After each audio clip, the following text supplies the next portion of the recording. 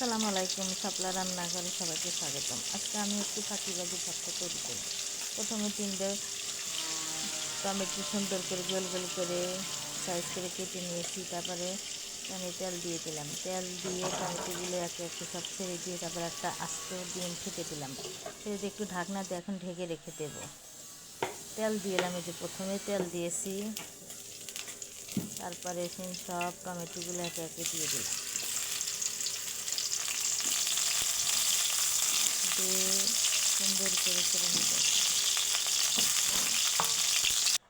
তারপরে ডিম দিয়ে এখন আমি ঢাকাটা ঢেকে রেখেছিলাম। এখন আমি আবার ডিমটা উল্টে পাল্টে নেব, ভালো করে ভেজে নেব। প্রায় টমেটোগুলো আমার 70% সেদ্ধ হয়ে গেছে। এখন ডিমটা হয়ে গেলে আবার এখন আমি ভালোভাবে এটা টমেটোগুলো ভেজে নেব। এই ভর্তাটা থাকলে মাছ মাংসের আপনার কোনো প্রয়োজনই হবে না। এতটা মজা, এত যে সুস্বাদু, আগে কখনো খাইনি, জানি না।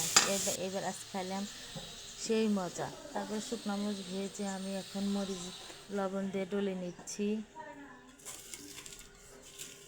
সুন্দর করে ডলে নেব। এখন ডলে নেওয়ার পরে পেঁয়াজ দিয়ে, সরিষার তেল দিয়ে, পেঁয়াজের যে পর্যন্ত জুস বের না হবে সে পর্যন্ত কষলে আমি ভালোভাবে জুস বের করে নেব, মেখে নেব। এইভাবে দেখেন কী যে মজা, কী যে লোভনীয়। এটা মানে এমনি খাই ভাত দিয়ে, খুবই লোভনীয় হয়েছে। তারপরে সেই ডিম আর টমেটো দিয়ে ভালোভাবে এখন আমি মেখে নেব।